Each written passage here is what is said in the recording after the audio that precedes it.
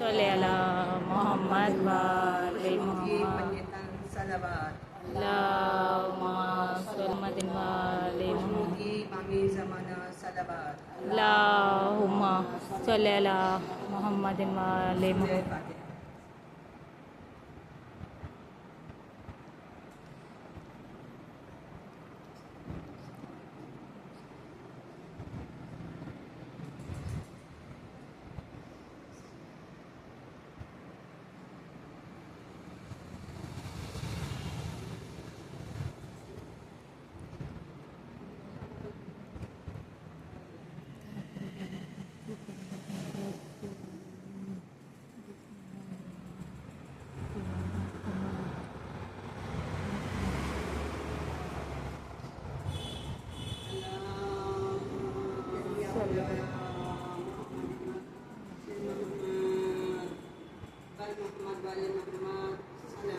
اللہم صلی علی محمد و آل محمد. الشیطان الرجیم. بسم اللہ الرحمن الرحیم. الصلاة والسلام علی اشرف الانبیاء والمرسلین وعلی الطیبین الطاہرین المعصومین المظلومین. قال تعالى في كتابه المبين وهو أصدق القائلين. قال رسول اللہ صلی اللہ علیہ وآلہ وسلم کا ارشاد گرامی ہے کہ جس نے قبر حسین کی زیارت کی اس نے میری زیارت کی. کیا مرتبہ ہے قبر حسینی کا. ارے ملائکہ بھی عرش سے آ کر شب و روز طواف کیا کرتے ہیں. آج جب کوئی زائر کربلا جاتا ہے تو حرم میں پہنچ کر بھی احتیاط ہونے لگتا ہے. آج کیا گزری ہوگی اہل حرم پر اس وقت جب رہا ہو کر کربلا میں قبر حسینی کی غربت و بے کسی کو دیکھا ہوگا. عزاداروں، اہل حرم کی سال بھر کی قید کے بعد ہر ایک دن یزید نے سید سجاد کو بلایا اور کہا میں نے آج کی اور اہل حرم کی رہائی کا پیغام سنانے کے لیے بلایا ہے. پھر حداد نے ہاتھوں کی ہتھکڑیاں اور پیروں کی بیڑیاں کمر کا لنگر جدا کیا اور جب لوہا کاٹنے والی نے سید سجاد کے گلے سے علی توق نکالا ہے تو غش کھا کر گر پڑے. جب ہوش آیا علی تو لوگوں نے پوچھا کہ تو بے ہوش کیوں ہو گیا تھا. تو کہا میں نے اس قیدی کے گلے کا توق ارے جب نکالا تو گردن میں اتنا گہرا زخم دیکھا کہ مجھ سے برداشت نہ ہو سکا. پھر یزید نے کہا اے زین العابدین، اب آپ کو اختیار ہے، جی چاہے مدینہ جائیں اور جی چاہے شام میں رہیں. بس سید سجاد نے کہا ارے اے یزید، میں اس سلسلے میں اپنی پھوپھی سے مشورہ کیے بغیر کچھ نہیں کہہ سکتا. سید سجاد ارے زندان میں آئے اور بیٹے کو آزاد دیکھ کر سینے سے لگا لیا. پھر سید سجاد نے کہا اے پھوپھی اماں، ارے یزید نے اختیار دیا ہے کہ چاہے مدینہ چلے یا شام میں قیام کرے. زینب نے کہا ارے بیٹا سجاد، جا کر یزید سے کہہ دو کہ پہلے مکان خالی کرا دیں تاکہ ہم شہیدوں کا ماتم کر لیں. بس چنانچہ ایک مکان خالی ہوا. زینب نے سب سے پہلے ایک مسند بچھائی اور کہا بیٹا سجاد، دنیا کا دستور ہے کہ جب باپ مر جاتا ہے تو بیٹے کو تعزیت دی جاتی ہے۔ ارے اے سید سجاد، تمہارا بابا مارا گیا مگر اب تک کسی نے تم کو تعزیت نہ دی۔ بس اب یہ فریضہ جناب زینب انجام دیں گی۔ اس مکان میں 7 دن تک ماتم ہوتا رہا۔ ارے یہاں تک کہ اب قافلہ وہاں سے مدینے جانے کی تیاری کرنے لگا۔ بس چند ماریاں آئیں اور جس پر ریشم کے پردے پڑے ہوئے تھے، جب ان ریشمی پردوں کو زینب نے دیکھا تو فرمایا ارے ان کی جگہ سیاہ پردے ڈال دیے جائیں تاکہ لوگوں کو معلوم ہو جائے کہ یہ 72 کے سوگواروں کا قافلہ ہے۔ قافلہ روانہ ہوا تو درمیان میں شام کا قید خانہ پڑا۔ زینب قید خانے میں آئی، ارے قبر سکینہ پر ہاتھ رکھا اور کہا بیٹی سکینہ، ارے قافلہ مدینے جا رہا ہے۔ مذہب سکینہ، زینب تمہیں کس دل سے چھوڑ کر مدینہ جائے؟ ارے میں کربلا جاؤں گی تو تمہارے بابا کو کیا جواب دوں گی؟ تمہاری بہن سغرا سے کیا کہوں گی؟ بس قافلہ شام سے روانہ ہوا تو 20 صفر کو حدود کربلا میں ارے داخل ہوا۔ جابر بن عبداللہ انصاری کربلا پہنچے ہوئے تھے کہ جابر رسول خدا کے صحابی تھے، آنکھوں سے نابینا تھے۔ جب امام حسین کی شہادت کی خبر جابر نے سنی تو اپنے غلاموں کو لے کر ارے کربلا کی طرف روانہ ہوئے۔ یہاں تک کہ جب حدود کربلا میں داخل ہوئے تو غلام نے آگاہ کیا، ارے جابر اونٹ سے اتر گئے اور غلام سے کہا مجھے فرزند رسول کی قبر پر پہنچا دے۔ بس غلام نے کہا ارے کیسے پتہ چلے گا کہ فرزند رسول کی قبر کون سی ہے؟ غلام نے جابر سے کہا ارے مجھے قبروں کے درمیان کھڑا کر دینا، ابھی پتہ چل جائے گا کہ۔ چنانچہ غلام نے جابر کا ہاتھ پکڑا اور قبروں کے درمیان کھڑا کر دیا۔ جابر نے کہا السلام علیکہ یا ابا عبداللہ، السلام علیکہ یا ابن رسول اللہ۔ ناگہاں ایک گوشے قبر سے آواز آئی وعلیکم السلام یا جابر۔ بس جابر فرزند رسول کی قبر سے لپٹ کر رونے لگے اور اس اثنا میں ارے ایک طرف سے گردن نمودار ہوئی۔ غلام نے جابر سے کہا ارے سیاہ جھنڈے اور ہماریوں پر سیاہ پردے نظر آ رہے ہیں۔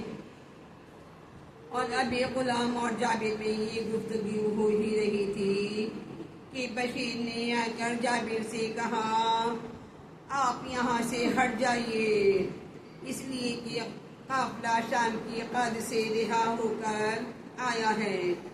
جابر نے کہا ارے کہاں شہزادی زینب آئی ہیں؟ جابر قبر حسین سے ہٹ گئے۔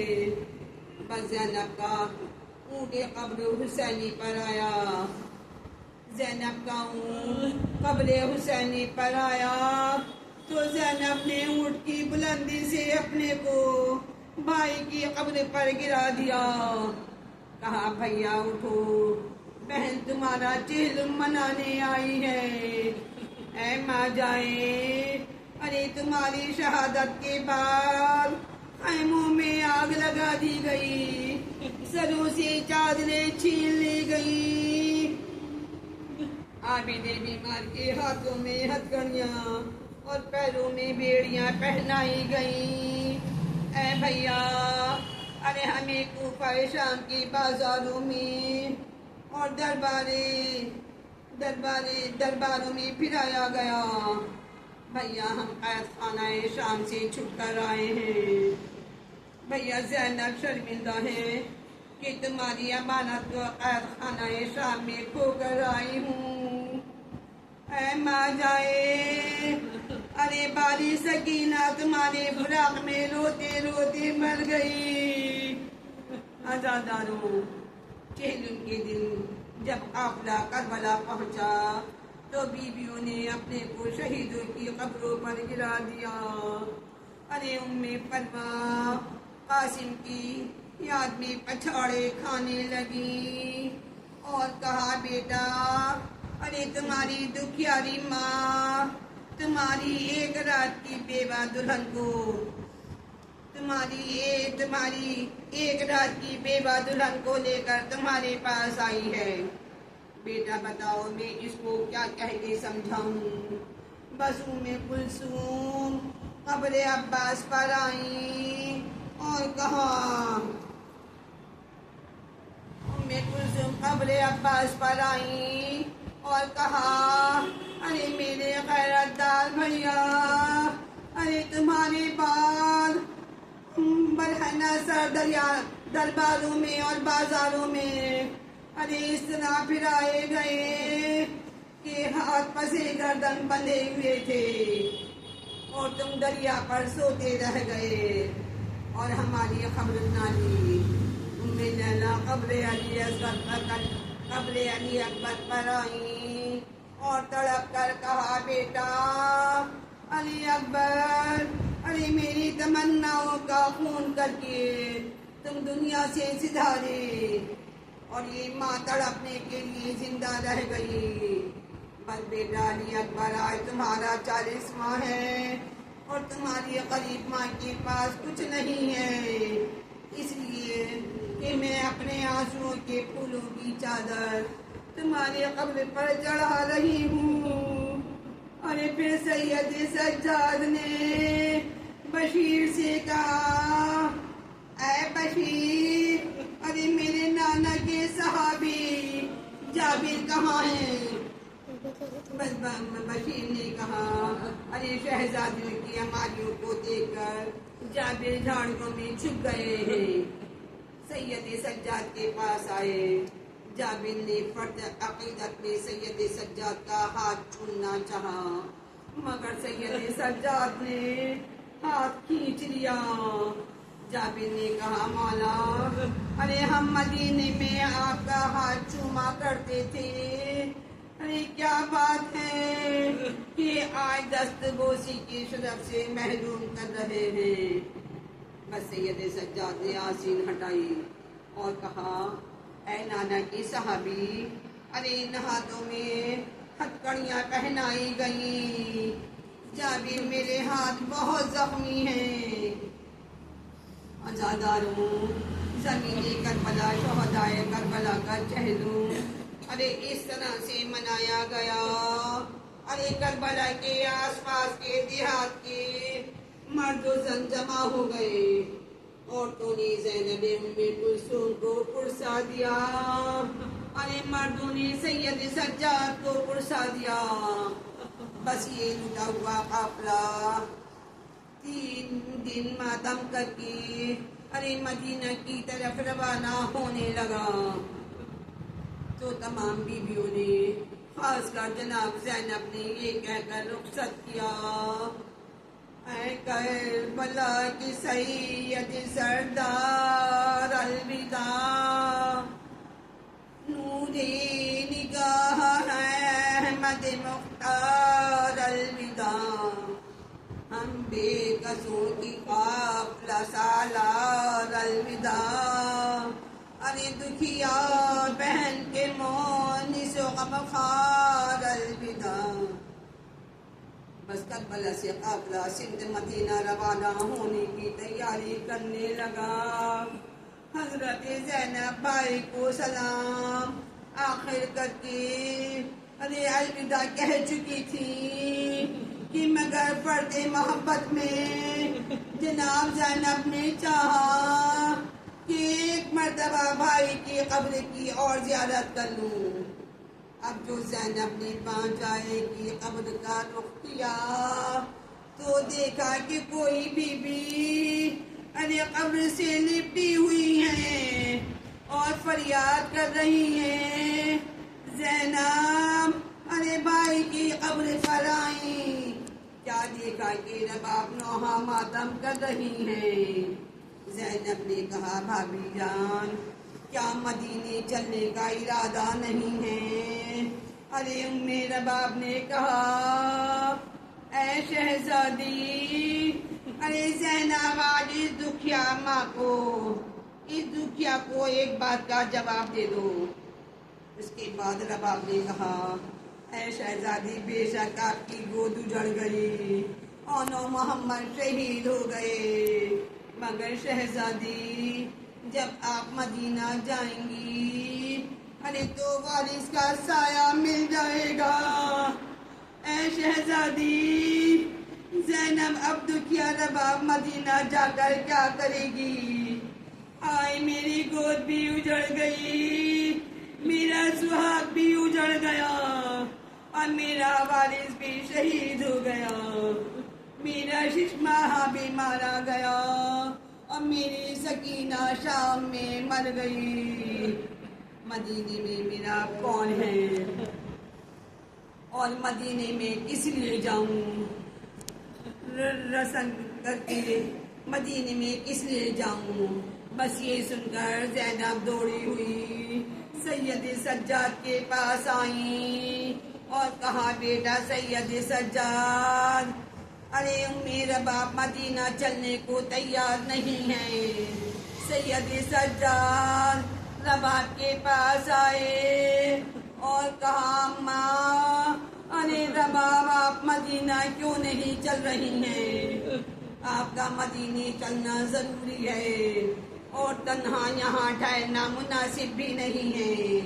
رباب نے کہا بیٹا سید سجاد، ارے تم امام وقت ہو، تمہارے کنبے سے، تمہارے کہنے سے میں مدینہ چلنے کو تیار ہوں، مگر اے بیٹا سید سجاد میرا اصغر شہید ہو گیا، میرے وارث کا جنازہ ارے کربلا کی جلتی زمین پر کئی دن تک پڑا رہا، اس لیے میں مدینہ تو چلتی ہوں مگر جب تک زندہ رہوں گی ٹھنڈا پانی نہ پیوں گی، سائے میں نہیں بیٹھوں گی۔